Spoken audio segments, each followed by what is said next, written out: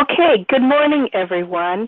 The one piece that I do want to add to my introduction, since it really pertains to our topic today, is I'm the parent of a child with a developmental disability, and so I was not lucky enough to be part of a home visitor program, but this is a topic that's very near and dear to my heart.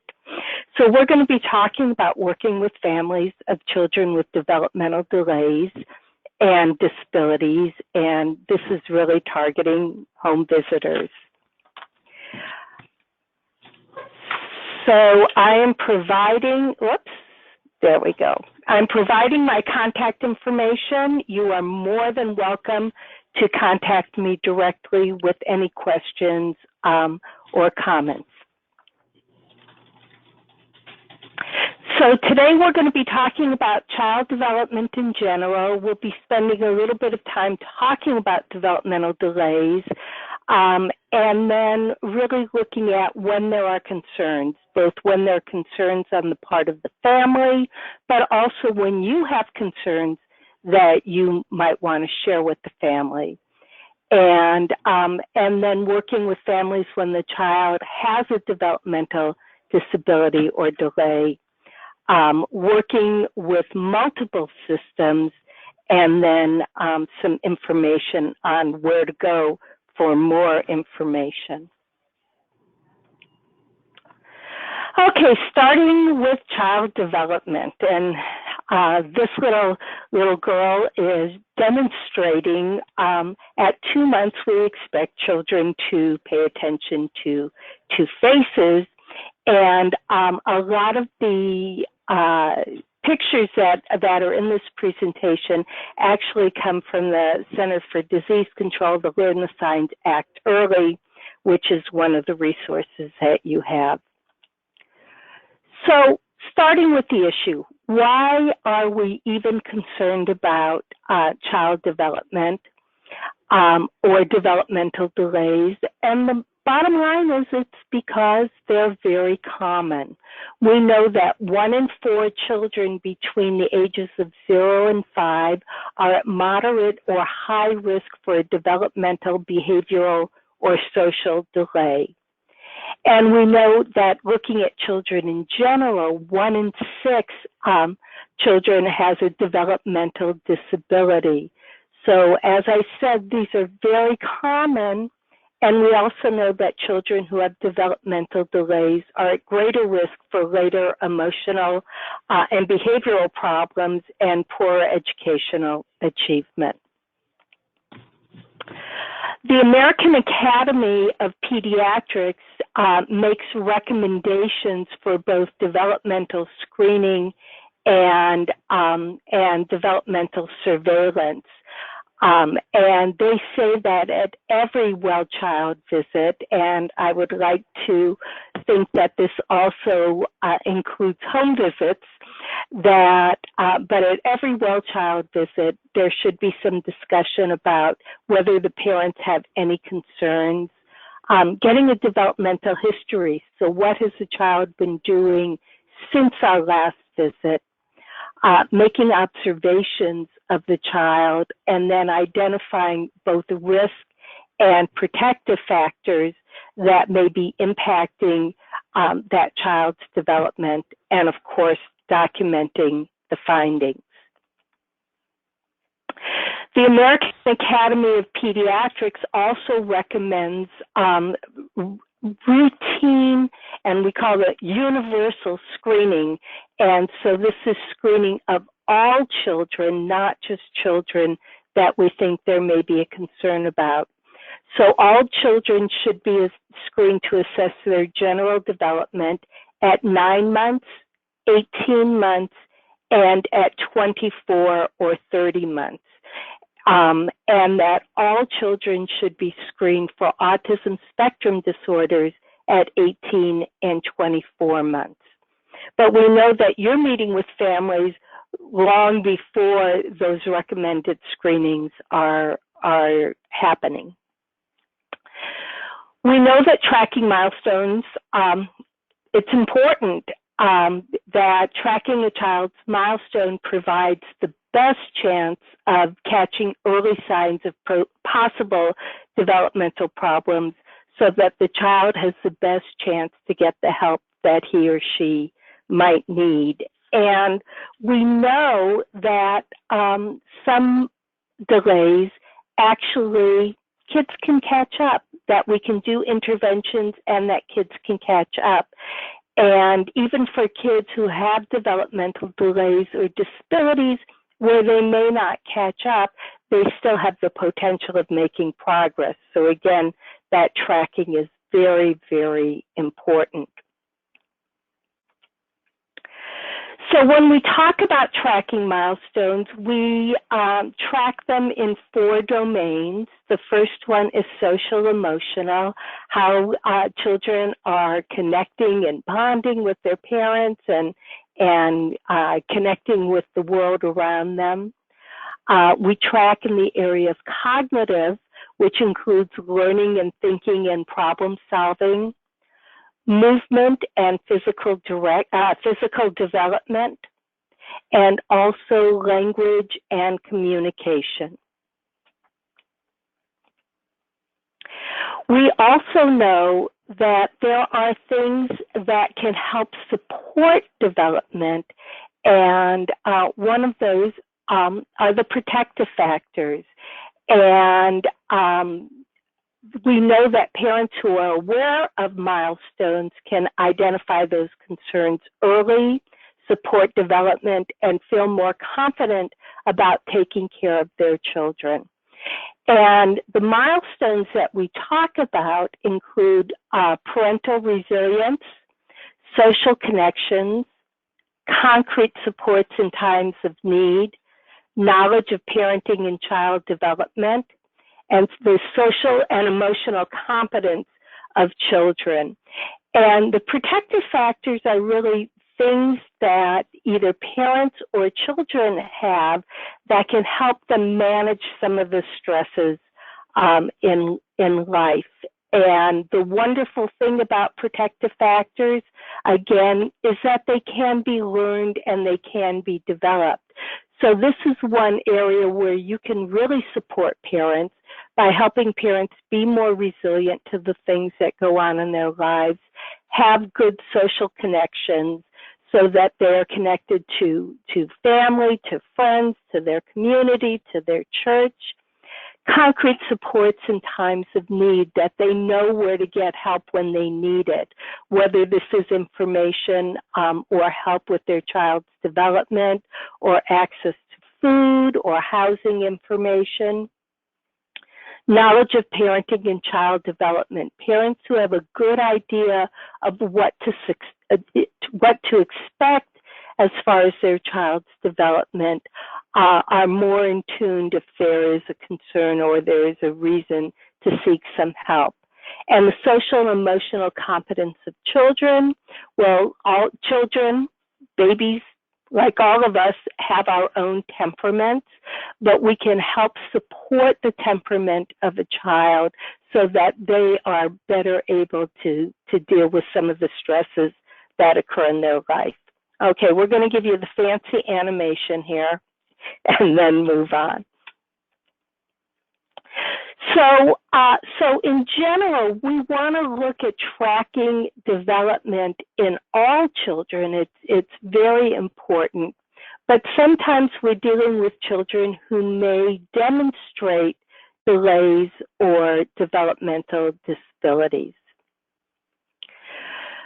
So it used to be, we thought that everything or that a child is and becomes was really based on what their parents did. We called that nurture, okay? And that any type of delay was caused by something that the parent did. As we moved through sort of understanding children, we took a flip and we decided that everything was really due to nature, what a child was born with.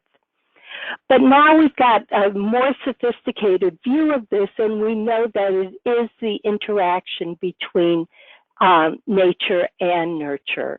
So it's both what a child is born with, and we do know that some kids are born with delays or a likelihood of having delays. But we also know that what happens in the home and what happens in their nurturing environment can have a significant impact on that child's development as well. So what are some of the factors that can affect development? Well, we talked about environmental and biological factors. These are the nature versus nurture. We know that factors can include interpersonal, the helping and supportive relationships that they have, about their early environment and experiences. Kids that have an opportunity to explore and are exposed to a lot of things have a tendency to be more developmentally advanced than kids who have fewer opportunities for exploration and being exposed to new things. And again, those protective factors can have a significant impact on child development. So when we talk about developmental delays and disabilities, what do we mean by this? Well, a delay is a failure to reach expected milestones. So we know that we have things that we expect kids to be doing by a certain age. And we always talk about developmental milestones as being a range. So it's not something, we don't expect kids to walk boom on their first birthday, but we know that walking can start taking place between 9 or 10 months, and the typical milestone would be somewhere around 15 months. After that, we may have concerns about the child's development, but we know that there's a range. And a developmental delay may be temporary, or it may be a sign of a developmental disability. So again, identifying those delays and doing some intervention early may help a delay that is temporary, but it may also help clarify whether the child actually has a developmental disability. And a developmental disability is usually something that is diagnosable. So it's a severe chronic disability of an individual that is caused by, it's related to a mental or physical impairment or a combination of mental and physical impairments. So for example, an intellectual disability, we would be looking at a mental impairment, but for a child with cerebral palsy, it might be strictly a physical impairment. A child with Down syndrome may actually have a combination of both. You may have an intellectual disability, but there may also be physical components to the Down syndrome as well. A developmental disability occurs before the individual is 22. And it is likely to continue indefinitely. We expect developmental disabilities to be something that is lifelong, and it can result in substantial functional limitations in 3 or more areas of major life activities, which include things like learning, ability for self-care, ability for self-direction, which means, choosing the path that we want to be on in life, managing money, but we expect it to be in at least 3 areas. So children with delays may or may not be eligible for early start services. So just because a child has a delay doesn't mean that they're automatically going to be eligible for services through Part C of IDEA, the Individuals with Disabilities Education Act. The children who are eligible are children who have a 33% delay in one or more area of development. So again, that's at social, emotional, cognitive, motor development, language. They have a condition with an established risk for developmental disability. So, for example, going back to Down syndrome, we know that most, in fact, all children with Down syndrome have some level of intellectual disability. So Down syndrome would qualify even if the child wasn't showing delays at that time, or are at high risk for a developmental disability. So children who were born very prematurely may be at high risk for a developmental disability. These children are eligible for early start services. What if there are concerns? So when we talk about development, what is your role as a home visitor? Your role can involve providing input and feedback to families, and this can be, input on where their child is showing strength. It can be answering their questions about development. As you know, first-time parents are often very, very confused and concerned about their child's development. But we also know that parents who have older children may be basing their understanding on child development on the development of their older children and still may not have a clear idea of when developmental milestones are supposed to occur. It can be helping families learn about developmental milestones. And it could be about really helping them in supporting their connections and relationships with families so that families feel very comfortable talking with you about what's going on with their child, and that you can help connect them to other agencies and resources as necessary. So what if parents are worried? What if a child shows signs of a delay, or a parent is just worried? They're concerned about their child's development. Well, when parents are worried, it's important to listen to their concerns and to really hear what they're saying and what they're sharing with you. In some cases, parents may be concerned even though their child is on track developmentally. And then it's important to show parents how the child is actually meeting those milestones. And again, talking about the range of typical development. If they have an older child that started walking at 9 months, and now they have a child who's 12 months but hasn't started walking yet, they may be very concerned, but that child is still well within the range of typical development.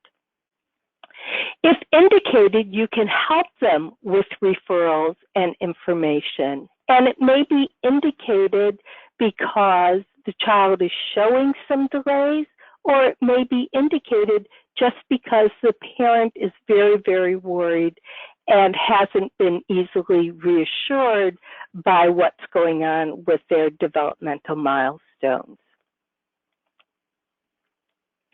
You can provide referral numbers and descriptions of services. And, when we talk about providing referral information, we have a saying that says it isn't help unless it's helpful. So the type and amount of help that you provide is really going to be based on that parent's ability and capacity to really move forward with this. So for some families, all you have to do is say, let me tell you about the Early Start program. Here's how you get in touch with them.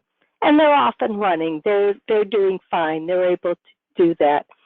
For other parents, this may be very difficult for them, and it may require you sitting with parents as they make the phone call. It may be really even helping prepare a script for them so they know exactly what to say and what's going to be most likely to result in actually starting to receive those services.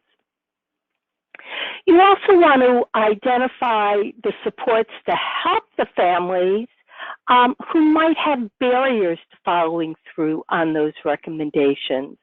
So again, families have a lot of different things that could constitute a barrier. Sometimes it's time, sometimes it's really understanding what's going on, sometimes it's families that are just overwhelmed, there may be language barriers.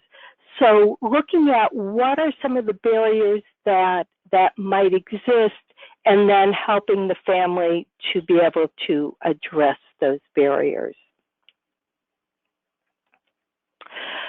Sometimes the parents aren't concerned, but you are. So what happens when you're concerned about what's going on with the child? So the first thing that you want to do, and we hate talking about failed screenings, which is why we put them in quotes, but what if a child looks like they are not only not meeting their milestones, but they are in the area of concern in developmental screenings? Talking with parents about that failed screening is, we want to start out by remembering the purpose of screening. Screening is really there to identify children who may need further assessment and examination. It is not going to be a diagnosis. It is not saying that this child has a developmental delay or disability. We want to use language that's consistent with the child's need for a more comprehensive assessment. Not, oh, it really looks like your child has a delay here, but it would be good to find out more information about what's going on with your child's development. We want to meet parents where they are, not where we'd like them to be. And so we may talk to a parent who says, I think my child's doing just fine. And sometimes we talk about a parent being in denial. That's a word that I actually don't like a whole lot, because I think denial is sort of a judgy word. We use it when we say a parent isn't thinking, or a parent isn't where I think they should be. And so it may not be that the parent is disagreeing with you. It may be that the parent doesn't have enough information in order to understand what the situation is. So again, when we talk with parents, it's not about convincing them that they're wrong, but actually providing them with more information and the ability to move forward. We also know sometimes parents will say, I think everything's okay, because they're scared. They're scared of what this could mean. And so, again, really being able to help with reassuring parents that there is help out there for their children, and that they can get the support that the child is going to need may help them to move forward as well. We want to prepare parents. We want to do what we call normalizing the discussion about developmental milestones. And one of the ways that we normalize this discussion, make it less scary, like feeling less like there's so much at stake, is by having discussions about development with all parents. And when we do this with all parents, regardless of how their child is developing, it doesn't feel like we're only talking about kids that may have a developmental delay or disability. We can also include parents in the screening process. Ask them about, what they're observing, what they have concerns about, and so they're really feeling part of the team as opposed to a recipient of services. So really getting in touch with parents' concerns or questions. And it may be, how can my child have a delay when she's able to do all of these things? It may be that a parent needs to understand that kids may have delays in one area without necessarily having delays in all areas. Again, you may want to provide those referral numbers and descriptions of services, and also providing information to support the referral, because sometimes parents can be given phone numbers and say, here, call these folks, and when they call and they say, why are you concerned about your child's development, the parent may not really know what to say. And again, looking at those barriers that might pop up as far as following through with recommendations for getting more information. We want to carefully follow the children who fail the screen but do not qualify for services. So remember, we said that just because a child has a developmental delay doesn't mean they're automatically going to qualify for early start services. And so we want to look at, if a child does not have a significant enough delay to qualify for services, we still want to look at some of the things that can help support that child's development. So it may include helping connect families to where there are mommy and me classes in their area. It may be helping parents understand some of the things that they can do to support their child's development. So you can say, oh, you remember those, read, talk, sing commercials you see on TV? Those are all things that can help your child with development. And in your where to get more information section, we have information on the Center for Disease Control Learn the Signs Act Early program, which has terrific information on things that you can do to support your child's development. And in fact, if you are doing screening with ages and stages, there are resource books related to ages and stages that suggest activities that parents can do to support their children.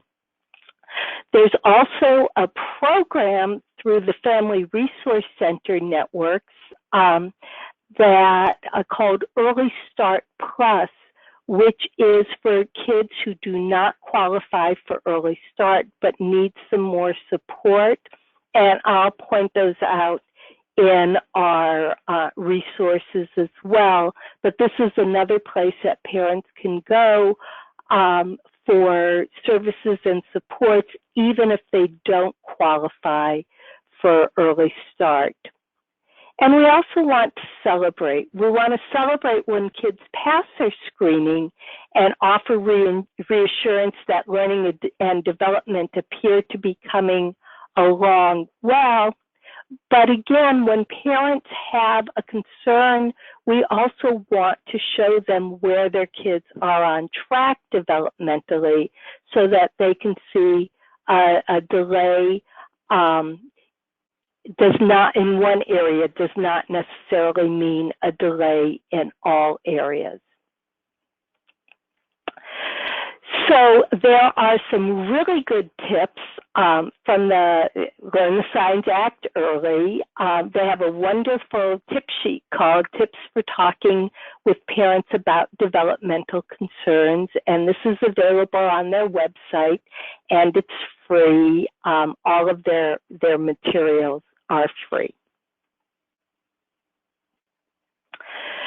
So what about, actually, before we move on to talking about when a child has a disability or delay, I wanted to see if there were any questions about supporting development or when there is a concern that may or may not be a developmental disability or delay.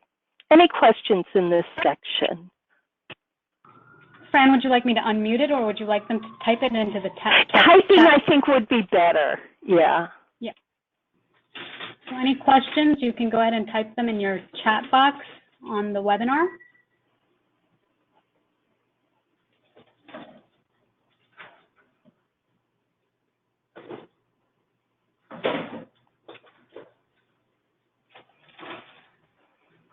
So nothing so far. So if anyone has any questions, they can type them in there.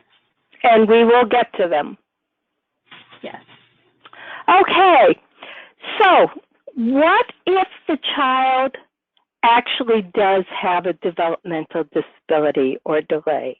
And, you know, initially we were talking about Down syndrome. And Down syndrome would qualify as a developmental disability. We know that this is something that has been present since birth, and we do know that it's going to cause delays in one or more areas, and is going to be a lifelong condition. So let's see if we can get that moving. Okay. So we know that kids with developmental disabilities, we have to remember that all children have the potential to grow and develop, even if it's at a different rate. So children with Down syndrome are still going to grow and develop, have lifelong development, although it may be slower than it might be for other children who are more typically developing. We also know that parents may be at different stages in their acceptance and learning process. And so we want to let them take the lead as far as where they are, as far as their coping, their learning, their understanding of what is going on with their child. It's really going to vary very much from parent to parent. Some parents, when they find out that their child has a developmental disability, it's sort of reassuring to them because it confirms what they had been concerned about.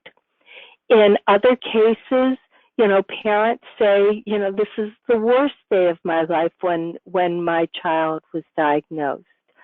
In the case of Down syndrome, some parents who may have had prenatal testing may know before their child is born that their child has a developmental disability, and they may be further along in their coping process than a parent who is expecting an absolutely typical birth, and they deliver the baby and the pediatrician comes to the parent and says, we have concerns here.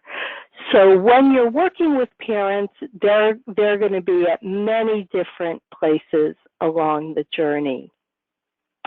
It's important to ask about the child's development. So where parents see their child as having strengths, and all kids, regardless of disability or delay, are still going to have strengths, and we want to help celebrate those. But we're also going to look at where are the areas of concern in that child's development. So we also know that activities that support development in typically developing children are also helpful for children with developmental disabilities or delays. But again, that we really want to match that with what's going on with that individual child. So for example, some children with Down syndrome may have hearing loss. And so we want to make sure that hearing is addressed, but we also want to look at activities that aren't just dependent on that child's hearing, but really support that child's being able to visually explore their world as well. We want to remind parents that children may have areas where they're delayed, but also areas where they are on target developmentally.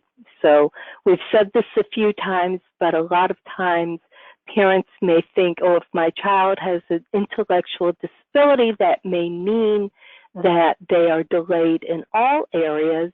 But you may look at a child with Down syndrome, and kids with Down syndrome are often very appropriate in their social emotional development. So they're very connected with the people in their lives. And so this may be an area where they are absolutely on target developmentally. If they want it, we like to help parents connect with parent-to-parent support or with other parents of children with special needs.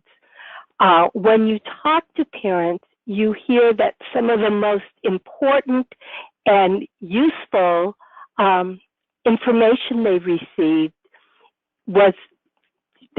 that information from other parents who had been through similar experiences or were just a little bit further down the path than they were as far as helping their child.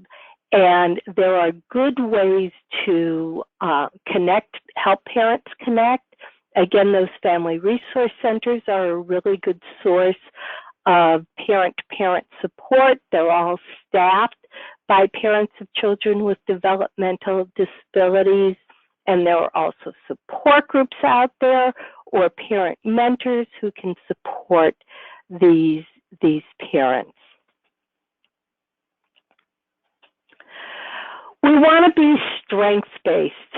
We always want to be strengths-based. Unfortunately, too often, parents only hear about what their child doesn't do well, but we want to celebrate those successes. So we want to celebrate as children make progress in their development. We want to celebrate where they are strong in their development. We want to celebrate parents learning more and more about their child's disability and how to support it. And so we always want to look at those strengths. A child may be struggling, but we may have a parent who is very attuned to what's going on with their child. Let them notice what a fabulous job that they're doing. We encourage you to learn about the child's disability, but also remember that just as families are individual in nature, so are our disabilities. And there is no universal autism. There is no universal Down syndrome. There is no universal cerebral palsy. Each child is going to have their own unique characteristics within the resource or the range of that disability. And they're all going to have their own strengths and challenges within that. You also want to find out about the other services and other systems that families are interacting with. And families, when they have a child with a developmental disability, may be interacting with a number of systems. So in addition to the work that you're doing with them, that child might be involved with Early Start, okay, getting those support services. They may be getting medical services through California Children's Services, CCS. They may be involved with the regional center. They may be involved with the school system, depending on the type of disability that the child has. And so one of the areas where you can be very supportive to families is really with helping them manage multiple systems. And here the cat is smiling. There were days that when I was managing multiple systems, I wasn't quite so happy, but I did feel like I was juggling just as much.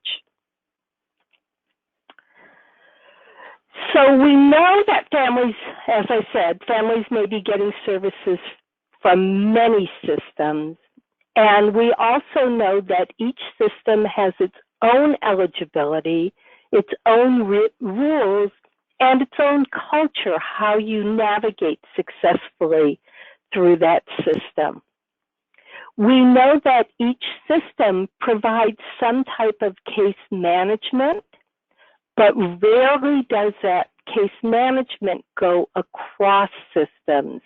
And so families may have 1 or 2 or 4 different case managers that they're interacting with, but those folks are not necessarily talking to each other.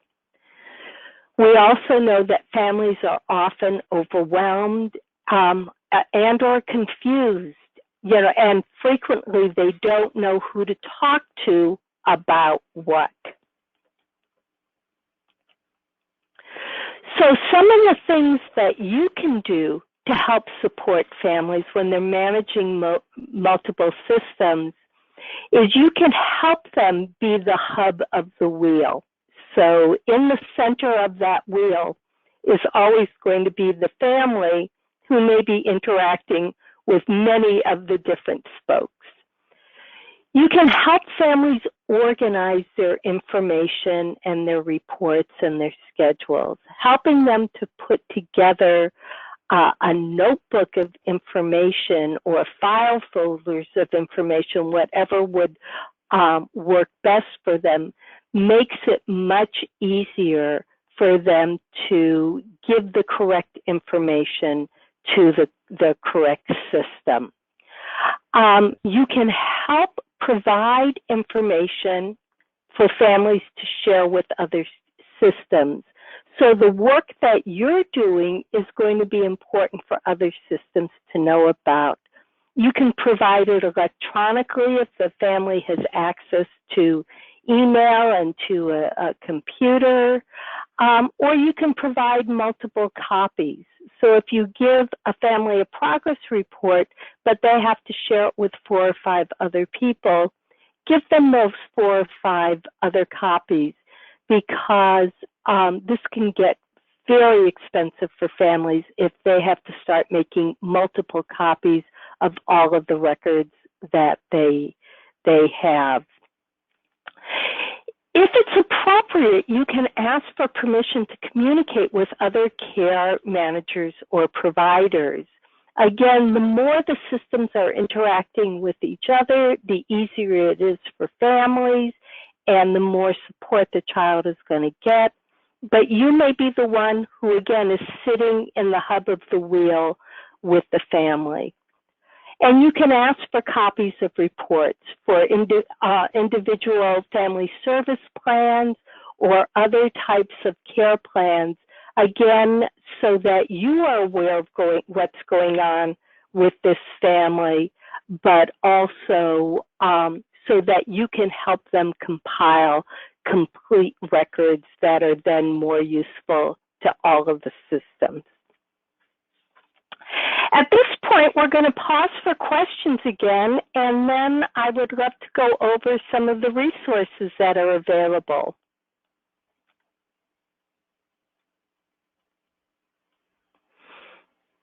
Hi, Fran. We have one question that's from Gigi Weeder at, and her question is, an issue that I've run into is that I've seen parents not give enough floor time.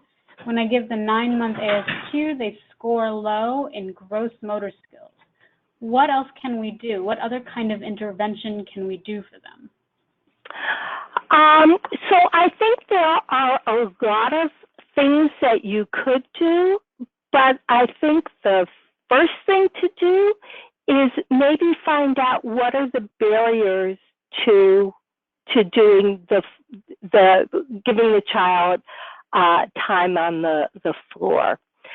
So I would start out by addressing the barriers, and then it becomes much easier to figure out what's the correct solution. So in some cases, a barrier might be that it's not a safe environment for the child to just roam around in the apartment or where the child is living. And then we want to think of alternatives that might be a little bit safer, or ways of making the area more safe for the child.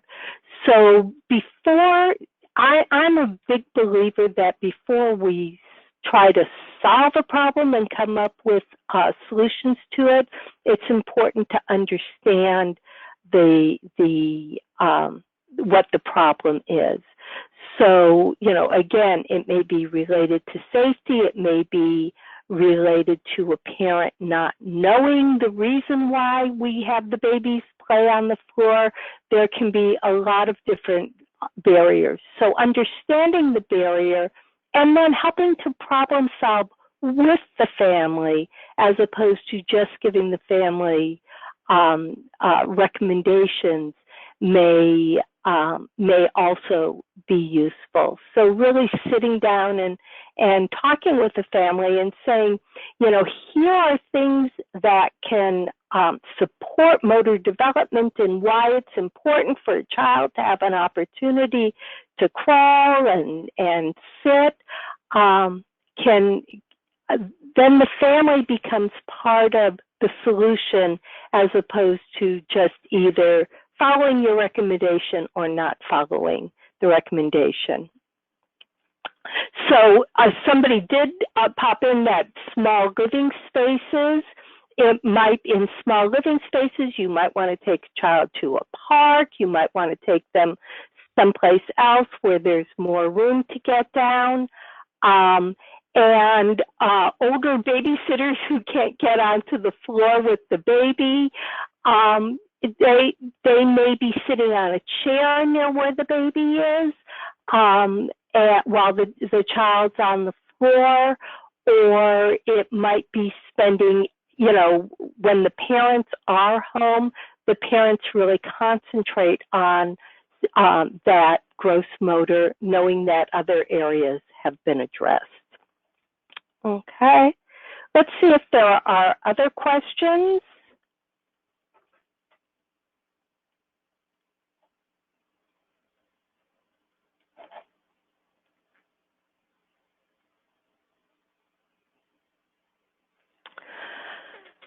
Are there questions about developmental disabilities?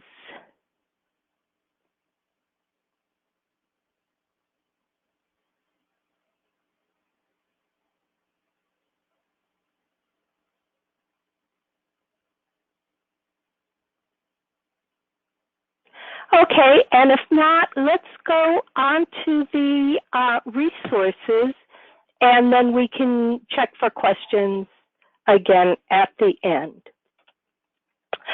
So I've given you resources in several different areas. The first one is in child development, and some of the resources that we have are the American Academy of Pediatrics, and that's healthychildren.org, and they have a lot of information on child development in general, not just early childhood development. So for families who might have older children who are interested in development for those older children as well.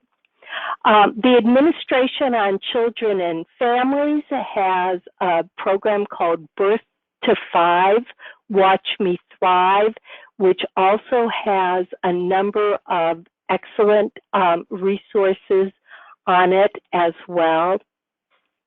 And then out of Georgetown University, we also have Bright Futures, which is really focused on developmental milestones, but even more so on what we call anticipatory guidance. And so it's not just going over with what should your child be doing now, but it's also helping parents to think about what are the next stages in development, what am I looking forward to, which can help them both monitor development, but it can also help them plan. So when do I really need to start baby-proofing the house? Because when is my child really going to start being mobile? Centers for Disease Control, I've mentioned Learn the Signs, Act Early, and this is their initiative to help parents learn about developmental milestones and also to support the early identification of developmental delays. They have a terrific amount of information and some really nice materials, all of which are available for free. So you can go ahead and order those for the parents that you're working with. The Centers for Disease Control also has information on positive parenting tips, things that parents can do to support those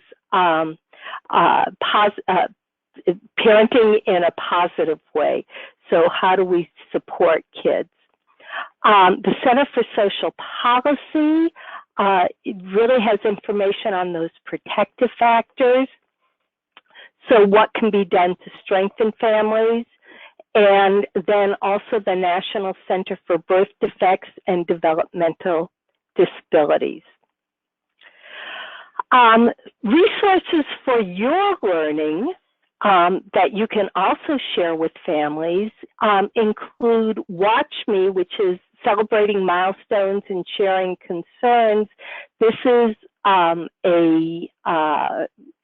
4-part training. It's about 15-minute segments that supports social service providers and early care and education providers in understanding developmental milestones. So that's available through the Centers on Disease Control. Specifically on Down syndrome, there is terrific information at the Down Syndrome Association of Los Angeles.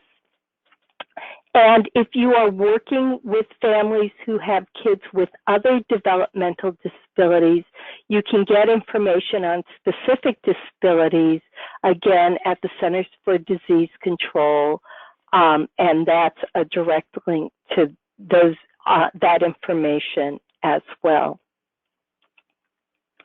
And then resources to understand the different service systems. We have a link for Early Start, which are our birth through 3 services. For kids who do have a developmental disability, many of them after age 3 will continue to be eligible for regional center services. And this is a link for more information on the regional centers. I had mentioned the Early Start Family Resource Centers, and this is a link to help you find the family resource centers that are serving the areas where your families live. We have 12 family resource centers throughout Los Angeles County, and they all are staffed with parents who have children with developmental disabilities. Some of the kids may be, because of health concerns, may be also part of high-risk infant follow-up, and here is information on that program.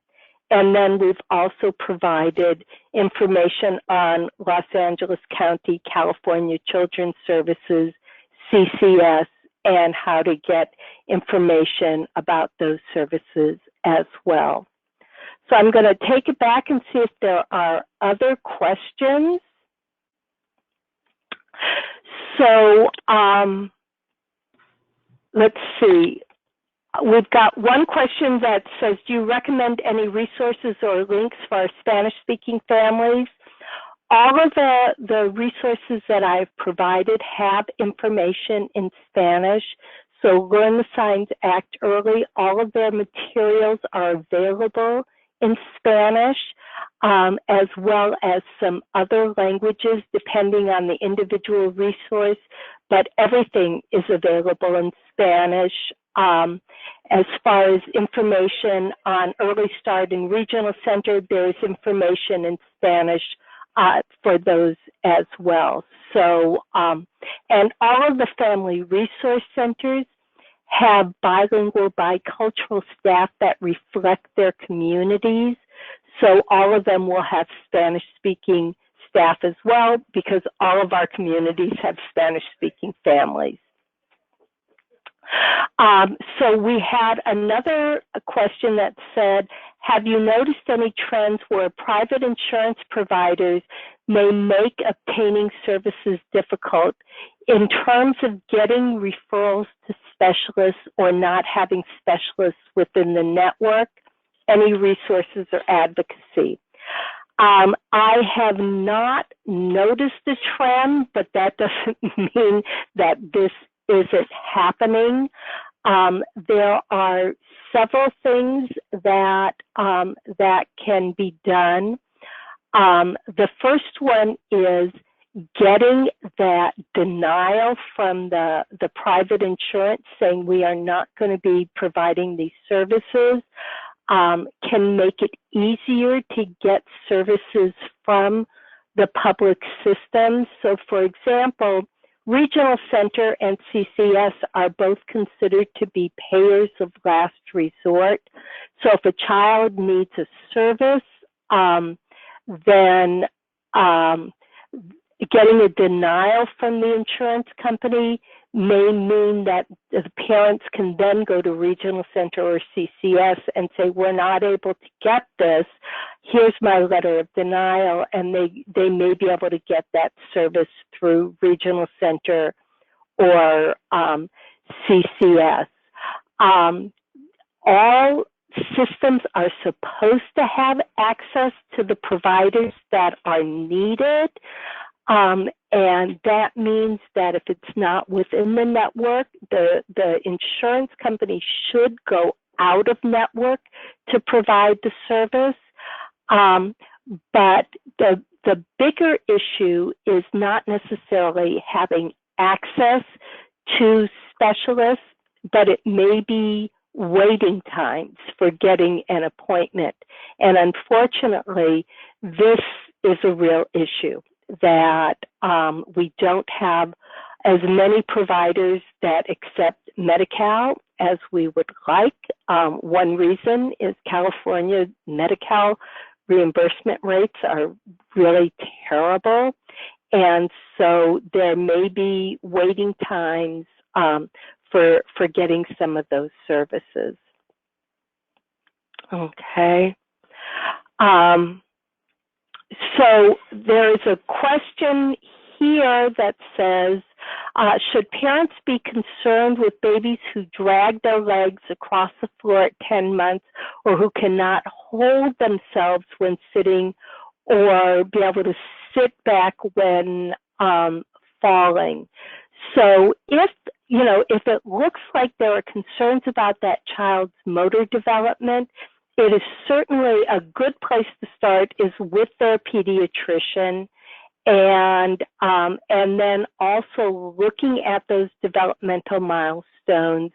But it would certainly be worthwhile to have a discussion with the child's pediatrician if that child is really not using their legs as they're crawling. Now, we do have some kids that do what we call combat crawling, which is really doing that movement with their arms. And if there are no other concerns, that may just be the way the child crawls. But if there are other motor concerns, then it would be worthwhile having some further exploration around that. Okay, I want to see if there are any other questions.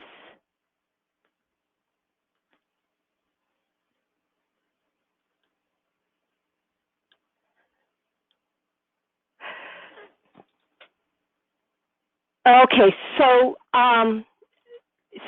it looks like we've got part of a question where it said, you mentioned that a child is 30%. Okay, eligibility, I think you're talking about eligibility for early start services, and that is a 33% delay in any area of development. So if we've got a child that is, and we don't have to calculate that as much as if we have a child that really looks like there are concerns in an area of development, it's worth doing some further exploration. So again, it may be talking to a pediatrician, it may be making a referral for early start services, and seeing if that child meets the standard of 33% delay. They're going to have an intake when they contact Regional Center for Early Start. And so part of that is going to be doing an assessment to see if the child meets the standard of developmental delay.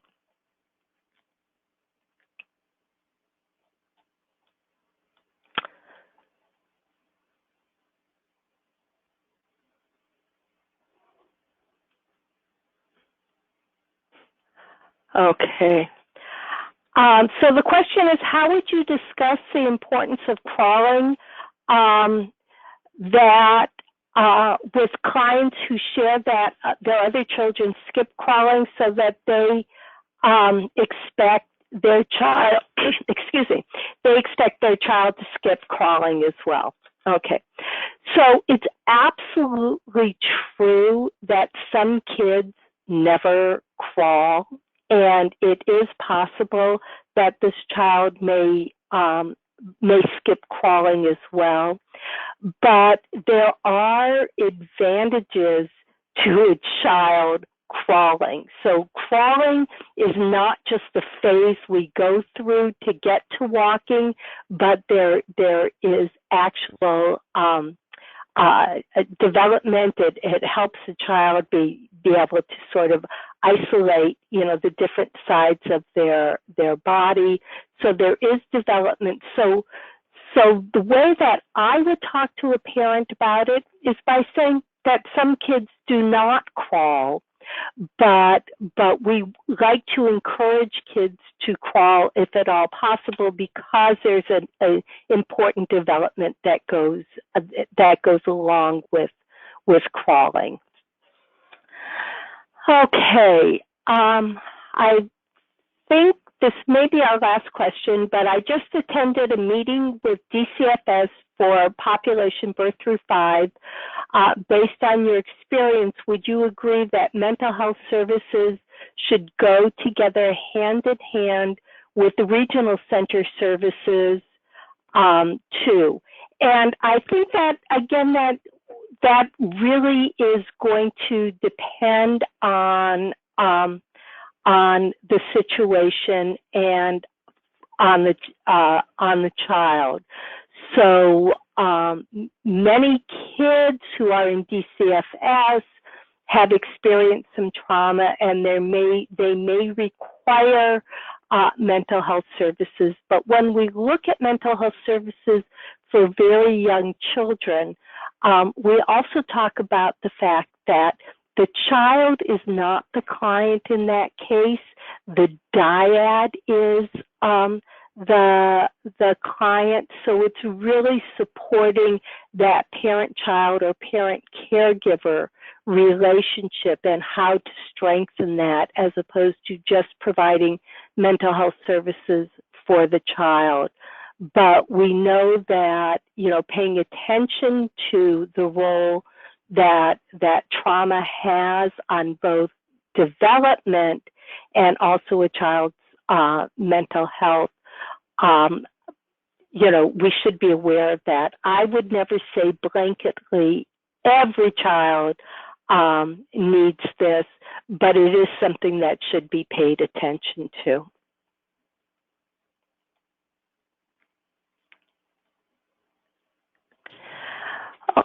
Okay, Monica, I think I'm going to turn this back over to you. Okay, thank you so much, Fran. There was so much useful information there. We will be able to get your slides, correct? Yes. Okay, so I will send those out along with the recording of this webinar, so people can have all these resources, and it's been really great hearing your expertise on this subject. Wonderful. Well, thank you all. It's been an absolute pleasure. And you do have my contact information. Please feel free to get in touch with me. And I look forward to hearing from you. Thank you. Thank you.